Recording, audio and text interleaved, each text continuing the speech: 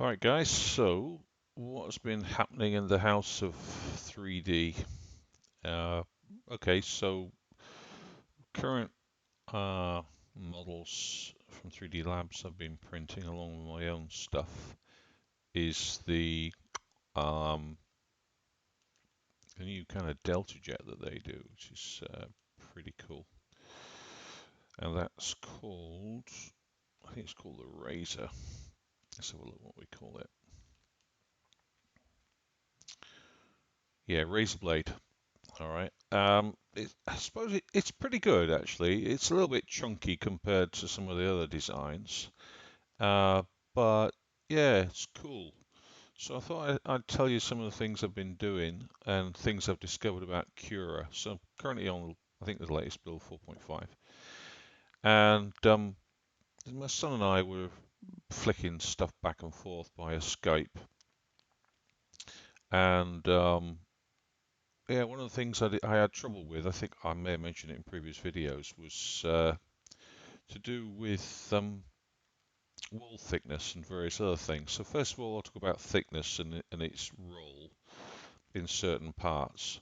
This is the engine mount that's going to fit to the back of the fuselage. So um, layer height's obviously quite important in certain bits.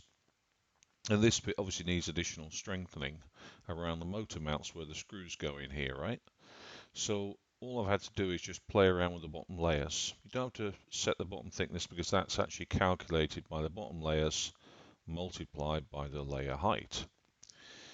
Top layers I've kind of left around 3 in this case, so it creates a kind of, top piece to it if you like. Um, Now the one that turned out to be quite interesting, and we'll have a look at it and how it plays out in another piece, which I had struggled with, which was the ailerons, especially where the control horns are, was the thickness, and I couldn't figure out what it was. I'd experimented with brim thickness, with initial layer of the brim and all that, but really it wasn't the solution. The solution, it turns out, was in a profile that my son shared with me, and in that profile, under the experimental section, the slight intolerance, probably was the default, I don't know, was set to middle, whereas normally it's set to exclusive. Um, so, and I'll show you how this plays out in another part in a minute. So I've set this layer to 50, this bottom layer to 50, and if I just set it to a little bit lower, so let's just say, I'm guessing, because unless you measure these parts, you're not gonna know. That'd be quite useful if you had a kind of rule you could put your mouse next to, and then it would tell you what the height is. That could be quite a nice little add-in for Cura. I don't think it exists, but we can see now um, that the thickness isn't thick enough if I want that screw to have something to grip onto, because this is going to expand out with a self-tapping screw. It goes through here. So 10 isn't thick enough. Obviously, I've angled it such a way that I can see into it and zoomed in. So 10's not going to do it, so I really want it to start here with this little edges starting to come in. I want it to reach about here, and that works out at about 50. And of course, remember that's 50 times 0.25. So you probably noticed I've got auto slicing enabled, and that's an add-in you can get from the marketplace up here. So there's quite a few cool add-ins for Cura these days. One of them is to tell you what the settings are. So if you hover over these, it kind of gives you nice little descriptions and everything. So what it's doing is auto slicing. And the other one I've added in, which is print to octoprint, which is quite useful as well. So I can now see at 50 that, yeah, it's about right, isn't it? It's about right at about 50. All the other settings are pretty much where I want them to be. I want a one wall thickness in this case. And again, the thickness of the wall surprisingly, is impacted by having that um, experimental and the slicing tolerance set to middle. It does have an impact on the overall thickness of the wall, which was a surprise to me that that does. And if you hover over it, it gives you a little bit more detail. So, slicing tolerance, how to slice layers with diagonal surfaces. The areas of a layer can be generated based on where the middle of the layer intersects the surface middle. Alternatively, each layer can have the areas which fall inside of the volume throughout the height of the layer, or exclusive, or a layer has the areas which fall inside anywhere within the layer, inclusive, and so forth. You have a read through that yourself. Now, for the Ender, I've got an Ender Pro, Creality Ender Pro. I've enabled retraction with Z-hop. So I don't know if I mentioned it before. Z-hop is when the head just lifts very slightly as it retracts and moves to the next object. It's very useful when you're printing multiple objects rather than just a single piece, but it still has its role as it moves around. The print head moves around. So I have got this enabled. I've got 6mm for the retraction distance, which pretty much is what Ender would recommend. And I think I plagiarized this from the Ender profile I picked up from somebody else. Retraction speed, typically about 50mm per second, and the extra prime is the amount you push back in after it's retracted. So it kind of is replenishing the reservoir within the hot end. So what retract is doing, if you're not familiar with the concept of retraction, is it obviously with most of the printers using a Bowden tube, sort of PTFE type of Bowden tube, and the 1.75mm or whatever thickness using filament goes into that. Obviously there's friction within that Bowden tube, and it goes down into the head, and the head has a reservoir within it, the heated end as they call it, the HE. And when you retract, obviously there's a small reservoir left behind, but it doesn't. What you don't want is ooze to come out of the end of the head. So by retracting before you move to the next element you want to print, either within this particular model or to another model, that stops that oozing and then stringing that you get, especially between objects. You know, I suck my coffee. And the retraction speed is how fast it does it. The extra prime is what it pumps back into the reservoir after, so it's pumping in a little bit more, and that's calculated based upon how much retraction. And I've figured out that it's around there. There are formulas for this, but on average, there are people who measure it all out in the filament, but you kind of just figure it out. Plus, you can borrow some people's profiles. So I think that's the print speed. I like to keep my print speed sensible, not too fast, not too slow, so around 50. Travel speed about 120 millimeters per second, and the Z-hop speed of 5 millimeters per second. Printing head temperature I've found about 205 for the types of filament I'm using, seem to be about right for the Ender, and the build plate seems to be around 65, between 60 and 65. If you're printing something like TPU, you're going to lower these temperatures. I think it's about 160 or 180 for the TPU and about, say, 40 or 50 for the build plate for TPU because it's much softer. Flow rate is the material flow. So they call it flow compensation, the amount of material extruded multiplied by a value. You can also do this with an octoprint as well to increase the flow rate as a percentage of the existing material being put in.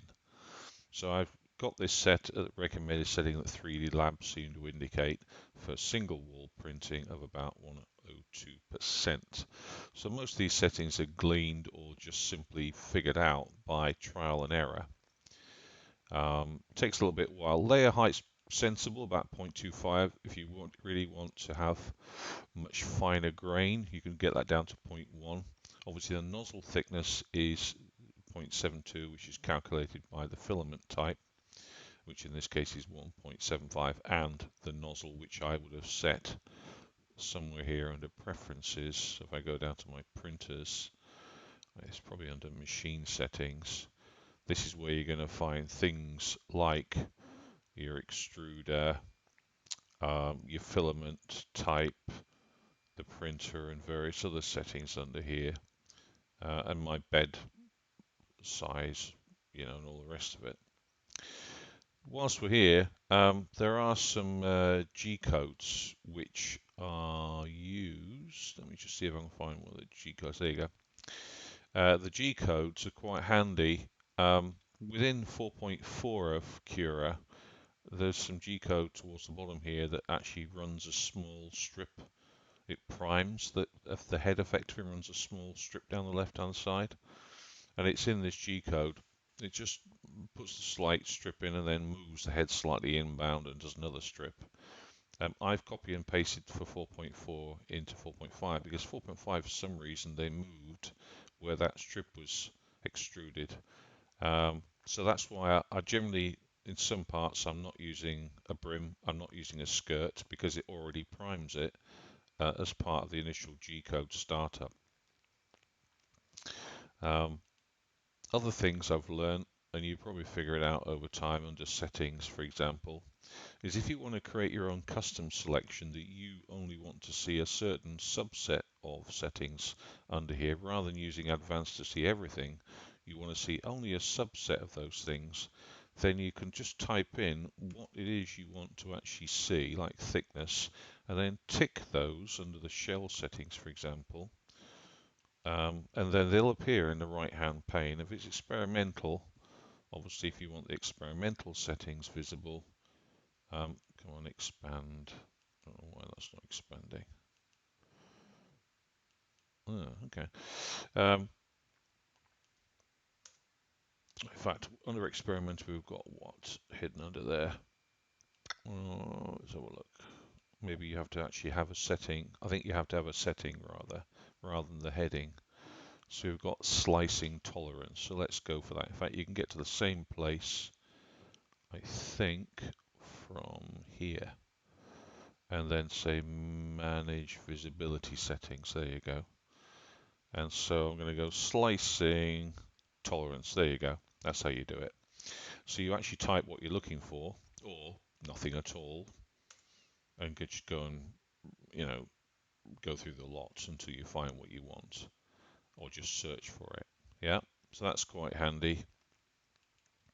Profiles, you can have multiple profiles and switch between them. So you could have a thick profile, a thin profile, whatever, and have your own individual profiles. So this is one I borrowed and then tweaked, and you can select whichever profile you want, activate it.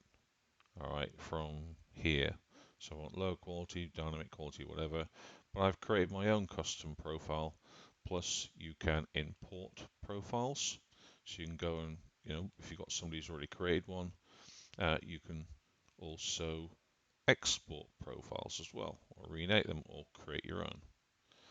All right, here I can see the line width, which is basically the size of the head that I'm using. I don't know if I can get to extruder at this point, probably not. There you go. So you can, and I've also put in there temperatures and various other things under here. I can update the profile with the current settings and overrides. I think you can also do that from here. I know there's a way of doing it. I think you click favorite or something like that, do you? Nope. I know there's an option. Here we go. Click in the profile setting and say update the profile with the current settings and overrides. So that will update the profile that I'm currently using. If you don't want to update it, you can discard your current changes. So it's really just the profile that you're using for this particular part, and you can switch because some parts you may have like this. It's thick. You want thick, so you switch to a different profile by selecting up here and then choosing the profile that you want, or you might want thin. So usually 3DLabs will give you 3 profiles: thick, thin, or thick fuselage, I think, and wings. They give you a group of different profiles. sort of tucked away somewhere under one of the folders. So that's ready to print. I mentioned already there's an Octoprint add-in, and there's also a slicing. You click on the marketplace for that. A little bit slow to load up. I'll just have a sip of my coffee.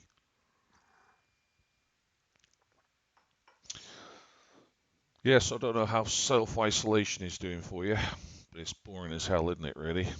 Thank God I've got a garden. Um, so yeah, I've been doing a bit of 3D printing.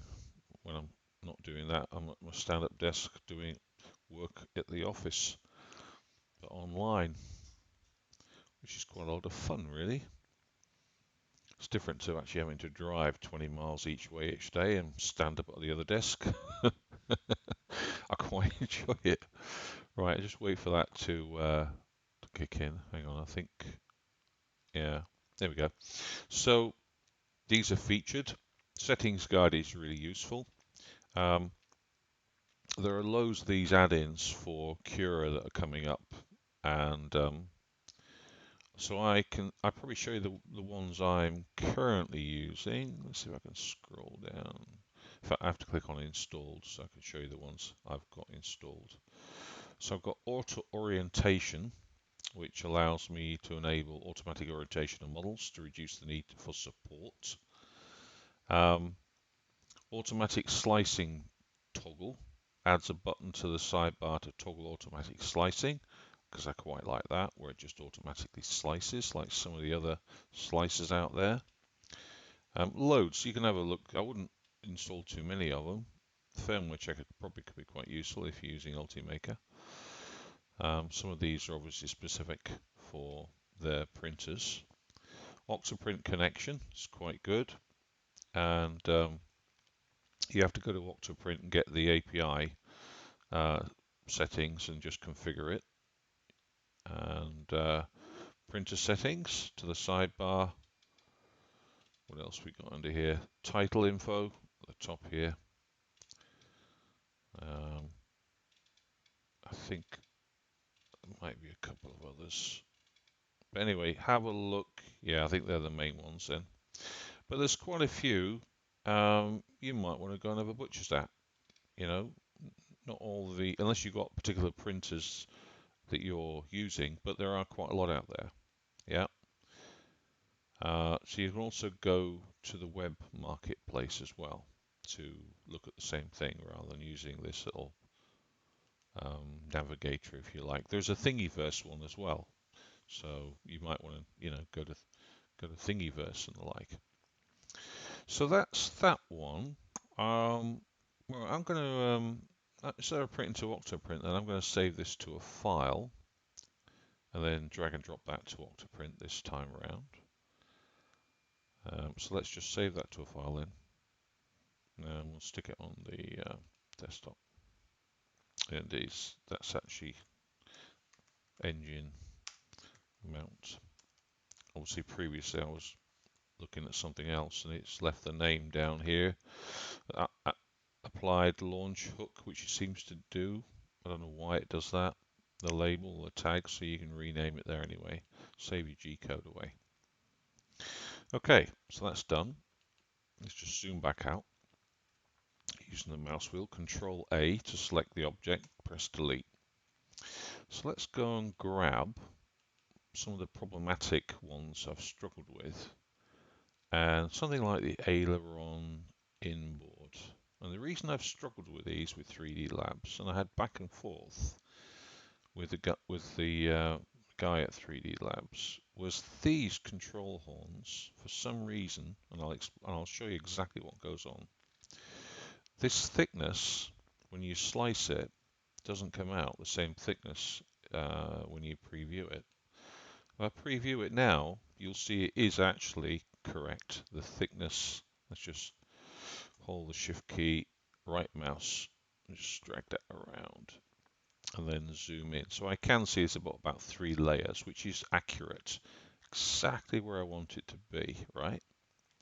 And I don't know if this is going to work. Sod's law it won't. We'll give it a go. So if I then change that to exclusive, Let's see if that does actually. I had trouble with this last time where, we'll see if it,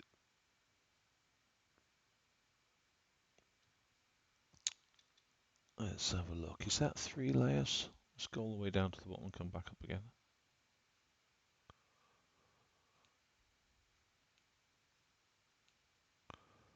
It may be. Well, anyway, the weird thing is, I have a feeling that you can see the banded sort of outline as well, where it's sort of agreeing to the SDL. That is actually 3 layers. So, whereas before when I was slicing this, let's just completely take that object out and delete it. Let's see if I can get it to do what it was doing before. Well, it's just too thin. Let's try one more time. Let's put that back to prepare. Let's go and grab the file. Let's say aileron inboard. Oh, yeah. I don't know why it does this. It should just figure out where it needs to auto arrange that. There's something going on with Cura. I know there's an option, I think, to snap or lock model or snap to. There's a snap to option, snap rotation. But I like to, if you turn that off, by the way, snap to rotation, you can see what it does. Let's see, just turn that around a bit. All right, so on green. So let's just, and then drop that right. Oh, no, try a little bit further. There you go. So that's called snap to. Whereas if you turn that off and you move this, you see how it's 1, 2, 3 degrees. It's much smoother. But if you use the snap to, and then you say arrange all models, that's a bit better. It will actually position it, and then double check that it is actually sitting properly. And then when you preview it, make sure if you've got a brim enabled that the brim is fully distributed. And I think you can see this one is not. You see how it's not? There are, I reckon there's some bugs in 4.5. There you go. There you go. So I think, I'm not so sure that's 1, 2. Let's try it to middle now.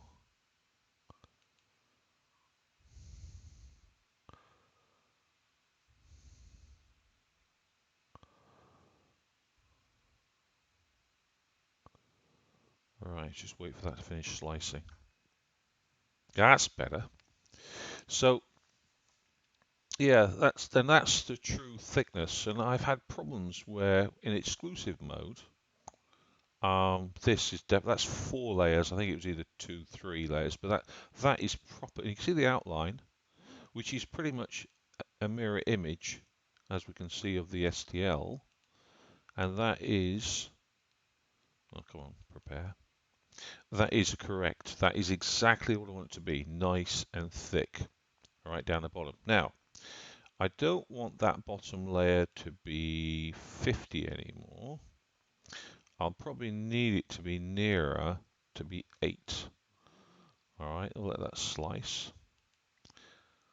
So it's always good to prepare, slice, check your brim is full, and I'll find out why this brim isn't setting properly. I don't think it's fully flat, so I probably need to not lock the ratio, but lock. Yeah, we'll do that in a minute. Definitely my brim isn't correct because it hasn't sat down properly. See how it's not sat properly? So it's something you've got to do whenever you're doing this, to make sure that it is sitting properly before you print. Otherwise, you just won't print properly. You get all sorts of problems with it. So I'll just move that around. Yeah, again, you see I don't know. why it doesn't. I think it has to be a bug. So what I'm going to do is turn off snap to rotation. I'll try and arrange all. Let's see if it works. But if not, I'm going to use the rotation. I'm going to have a look at 4.4 a bit later on and see if this is actually a bug. Because I don't understand why it's not smart enough. There you go. That's better. Right, because it should just, and then when I snap rotation back on, it's probably going to work. And again, it's not slicing. You see, it's not putting the brim in properly. It's only at the tail end here. So let's do a range all again. No. And I had the frustration of this the other day, so I'm just gonna see rotate that again. Let's just make sure it's flat vertically that way, which it is. Well, you think it is. Yeah, you can see it's just got. Yeah, there you go. Just slightly proud. So let's come back on that. Now, what I'll do, so I've got to scroll out here. Just check that is 0 degrees. 0 drop. There you go. So hopefully that is flat now. If not, yeah, that's better. So that has eventually, and I'll put back to snap because that's where I like it.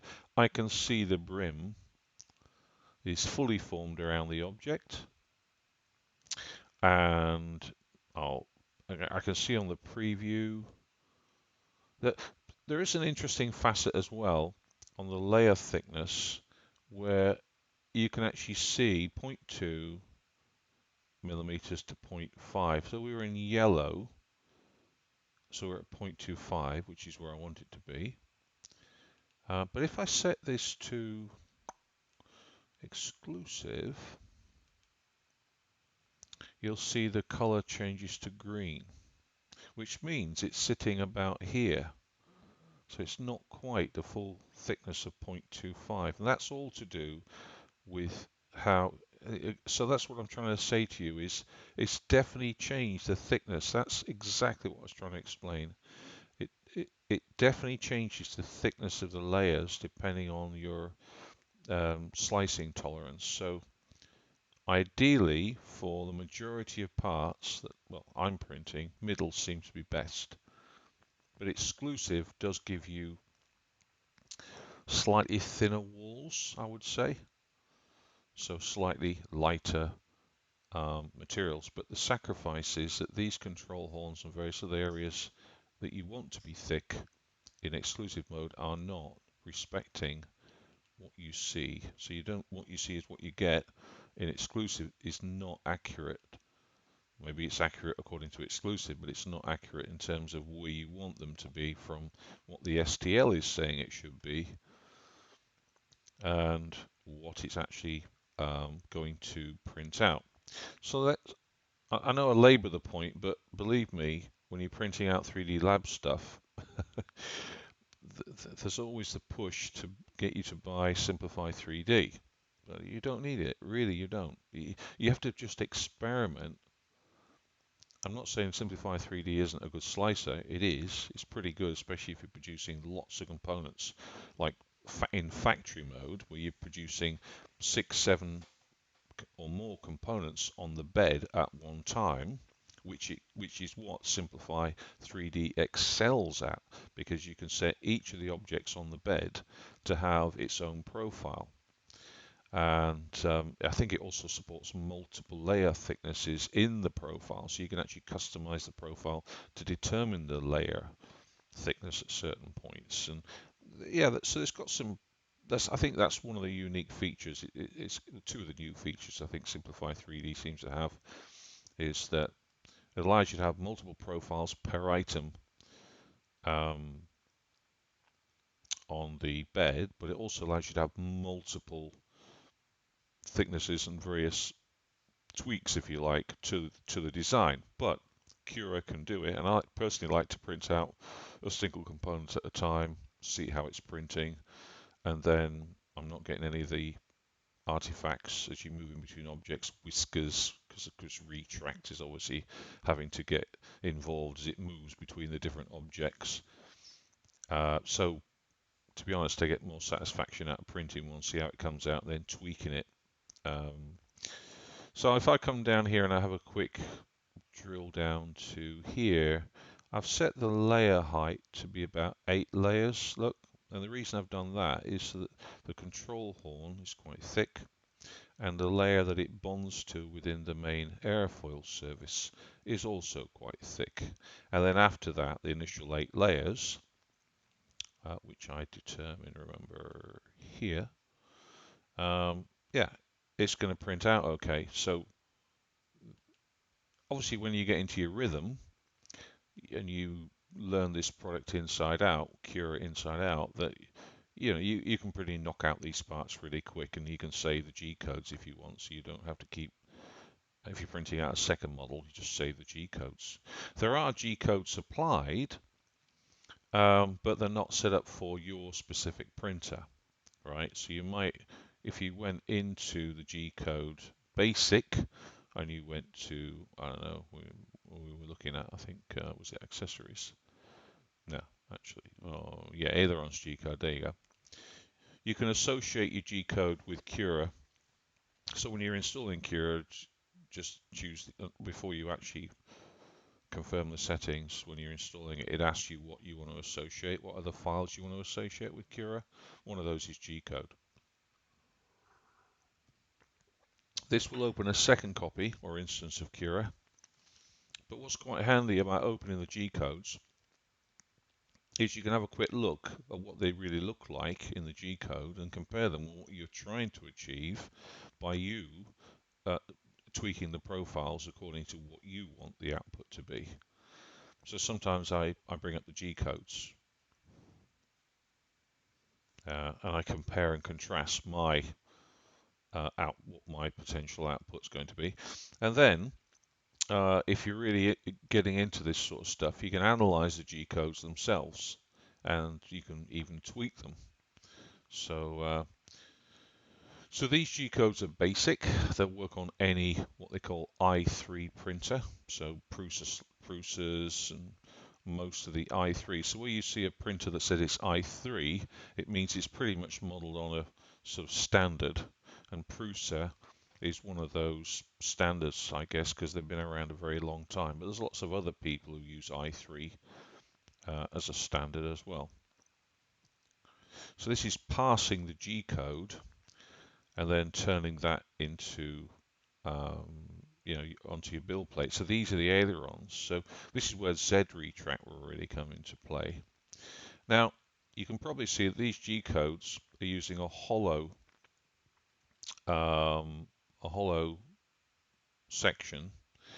I tend to prefer to use a top layer, because then when you glue these together, you're going to get a much firmer interface to glue onto. So in some instances, I will leave them, I'll leave the top section out because I want to save weight perhaps, but where strength and ease of gluing these parts together, sometimes it's better to not use the basic G codes and create your own from the STL files. Yeah, that's what I would recommend that you do. And if I come across here, and let's just zoom in. Yeah, so that's interesting. These, how thick are these then?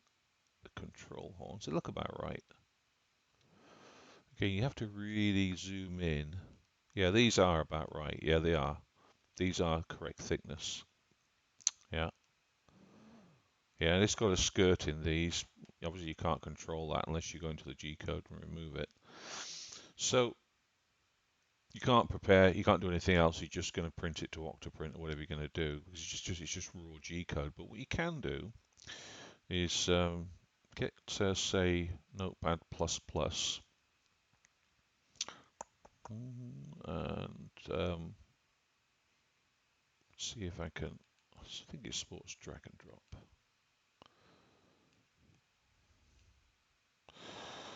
Not this time. you can drag your G-code into a text editor, and then you can come in here and tweak the material. So your extruder diameter, well, obviously it's 0.4, your extruder auto width, extrusion multiplier, which is correct. Remember the flow rate, this is called flow rate, by the way. So these will be called slightly different things. You can probably look these up on the internet to know what they are. So this is a standard G code for a simplified 3D. So that's where this has come from then. But the so what we got, extruder wipe distance, extruder retraction speed. I'll have to figure out what this is as a multiple. That's the speed, but we want, there you go. So this is what I'm looking for. Extract this is for a Prusa that's using a non-Bowden tube, right? So they don't have the friction problem that a Bowden tube has. So if you did want to use these G codes, you'd have to go and modify that to 6.0, and then the restart distance is the extra prime, so that would be 685, yada yada. You get the idea. So you'd have to, probably your retraction speed is going to be okay, although you might want to find out what that is. I think we'll have to go and figure out what the calculation is for that. But there's a few in there that are worth looking at. Bottom solid layers 5. So that's interesting. So they're using 5 solid layers, whereas I'm using 8. Yeah, fair enough, near enough. So you can have a look through these. In terms of head temperature, all that kind of stuff, you will find those in here as well, somewhere within the G codes. And obviously you can use find. But I think they're in here. You have to go and search for it. So I just wanted to give you an overview. Temperature, here we are. I think it's the probably temperature set point, temperature is 230.56.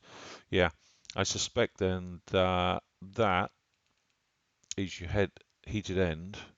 I think they seem to like quite a hot end in a higher temperature that these Simplify 3D are using, probably because their printer prints better. They seem to like it quite hot. They also seem to like turning the fan off as well. So the fan is turned off. The normal fan is switched on for the head, but there's a second fan down the side of the head which blows onto the nozzle, so it cools the nozzle and obviously cools the printing object. So with 3DLabs thin wall printing, they're using a fairly hot end. Normally it's around 200. They've got this around 230, and the bed around 56. Yeah. So yeah. Anyway, you have a look through.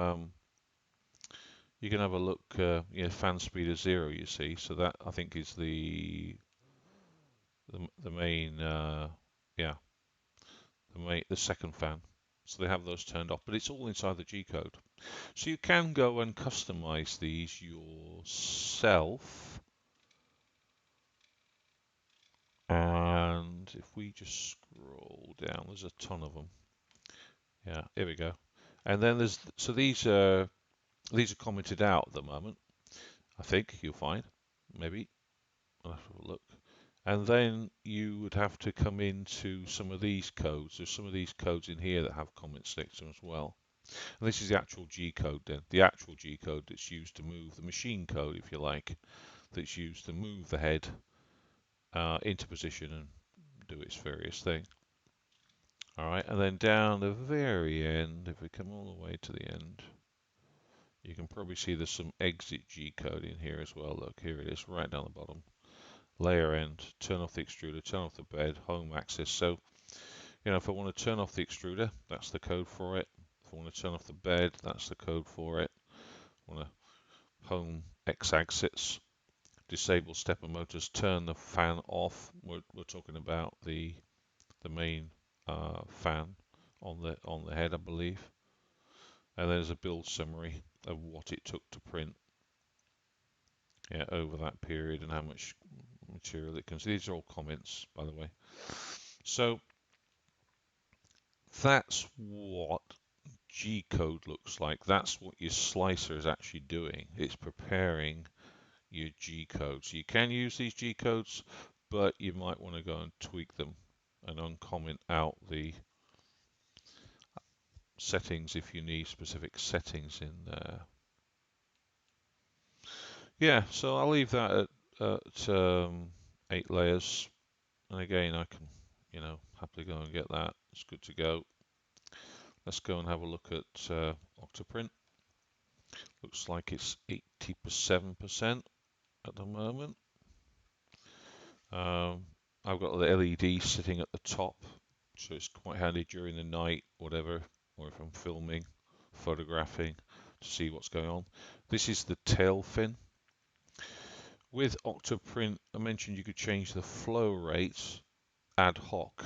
You can do it down here, but it's a percentage of the existing flow. So currently I'm 100%, but I could boost that by a percentage above the existing flow. Currently what I'm printing, obviously you can pause, cancel, whatever, and then, excuse me, I can drag and drop that into here, it'll upload it, and then that's ready to print out my engine mount. Yep. I think that's it for now. Hope you've enjoyed it. I quite, it's what I've learned over time with Cura is it can take you quite a few months to come up to speed. So I hope this will shorten your path when you're printing out, especially 3DLabs or more thin-walled objects. That will help you in your mission to create, good quality prints. Um, Last week I had to do some maintenance on the printer in the Bowden tube itself because the Bowden tube, let me just get across to here. You can't really see it because it's at the top of the print head here, but the Bowden tube that goes into the hot end had started to perish and little holes started to appear in the base of it. So if you're finding your retract mechanism is starting to snag up, it's starting to click, or the head's butting into the top of the object, or it keeps knocking it off and you end up with a spiral nest. If you're seeing that kind of stuff going on, it could be Z-hop, of course, other factors, but check. I suggest you pull out the Bowden tube out of the hot end and have a look at it. And mine was all sort of either gummed up, warped, and there was a slight hole. And I think it was because, for some reason, maybe I was extracting the filament and it wasn't fully hot enough, although typically I have it about 185 before I start to pull it out. So now I'm probably heating up to about 200, and then from the Ender control panel there is an option when it's hot to go down to prepare, and there's an option there to change the material, and what it does is moves the bed all the way back, moves the head up slightly, extracts, I don't know, 20, a couple of centimeters, 2 or 3 centimeters, maybe more, of the actual filaments, and then beeps at you, and then you can release the claw on the end of the extruder stepper motor and pull out the rest of the material until it comes all the way through out the other end. So just be careful when you're pulling out the material away from the extruder to make sure it's the right temperature. And I was generally use the software or the firmware that's in the Ender rather than just yanking it out yourself, because I think I would, with the PTFE being fairly hot in the hot end and pulling it out, it kind of damages the end of the Bowden tube. So I had a bit of spare Bowden tube from a kit I got from Amazon. I just basically swapped it out. And the other thing is with the Ender, it's well known that where the Bowden tube goes into the extruder stepper motor, there's like a cleat that holds it in position. That can become dislodged, and again, you could get problems with it. So it's worth just doing a bit of maintenance on your printer every couple of weeks or so, including lubrication of the wheels, the bearings, just a little bit of synthetic cycle oil will do on that. All right, guys, hope you enjoyed the video. I'll catch up with you later.